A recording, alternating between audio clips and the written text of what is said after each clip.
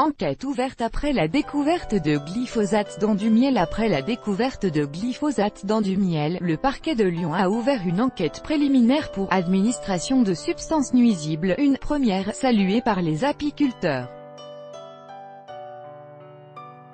Sylvain Aubry est apiculteur amateur dans l'Aisne. Cet ex-ouvrier agricole de 78 ans à 90 ruchers a l'habitude de vendre ses excédents au groupe Famille Michaud Apiculteurs, le plus gros acteur du miel en France, marque Lune de miel, mais en février, le groupe lui refuse 3 fûts de miel toutes fleurs, soit 900 kg, en raison de la présence de glyphosate, herbicide qualifié de cancérogène probable par l'Organisation mondiale de la santé, OMS, le syndicat apicole de l'Aisne, qui réunit 200 apiculteurs pour la plupart amateurs, décide alors début juin de porter plainte contre Bayer, auprès du parquet de Lyon, où se trouve le siège français du géant allemand de l'agrochimie, qui vient de racheter Monsanto, créateur de l'herbicide controversé. À la suite de cette plainte, le parquet a décidé d'ouvrir une enquête préliminaire pour administration de substances nuisibles, sans viser spécifiquement Bayer, a-t-on appris mercredi de sources proches du dossier.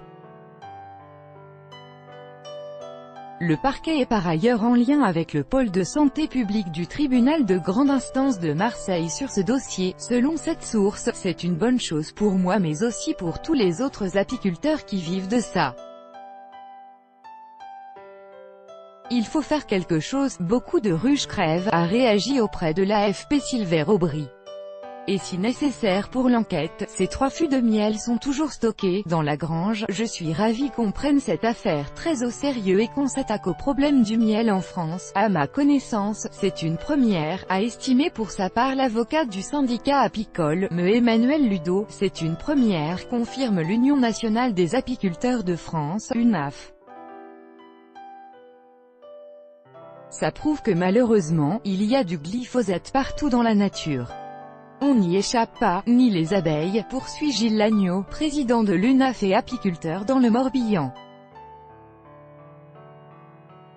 Bayer de son côté indique simplement avoir appris l'information par voie de presse, et précise n'avoir toujours pas été informé d'un dépôt de plainte non dit sur le miel. Il s'agit en tout cas de la première plainte déposée contre un produit Monsanto depuis que Bayer a racheté le géant de l'agrochimie américain, acquisition qui reste toutefois soumise à l'approbation définitive des autorités de la concurrence américaine. Le glyphosate copyright AFP, Alain Baumnel, Laurence Lessahubadu, contient le glyphosate est l'herbicide le plus utilisé en France, mis au point par Monsanto, qui l'a commercialisé sous la marque Roundup. Il est désormais produit et commercialisé sous bien d'autres marques. Sa licence a été renouvelée dans l'Union européenne pour 5 ans en novembre. Pour la France, le glyphosate sera interdit, dans ses principaux usages, d'ici 2021, et pour tous les usages, d'ici 5 ans, a promis le gouvernement.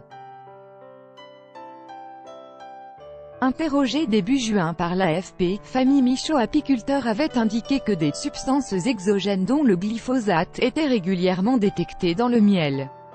Sur la dernière récolte par exemple, 12% des lots fournis en France au groupe présentaient du glyphosate au-dessus du seuil de 10 ppb et 7 apiculteurs avaient dû reprendre leur livraison. Les miels refusés de Monsieur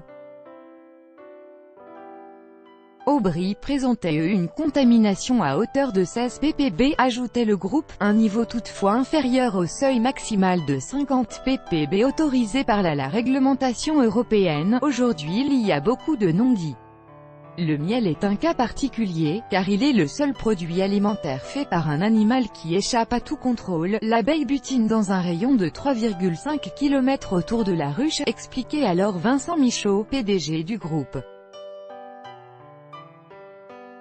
En 2015, une enquête pénale sur la commercialisation par le groupe Bayer de l'insecticide Gaucho et ses conséquences pour les abeilles s'était soldée par un non-lieu. L'UNAF avait alors dénoncé l'impuissance totale des juridictions pénales françaises à apporter une réponse efficace aux infractions environnementales. Tout droit de reproduction et de représentation réservé, copyright 2018, Agence France Presse.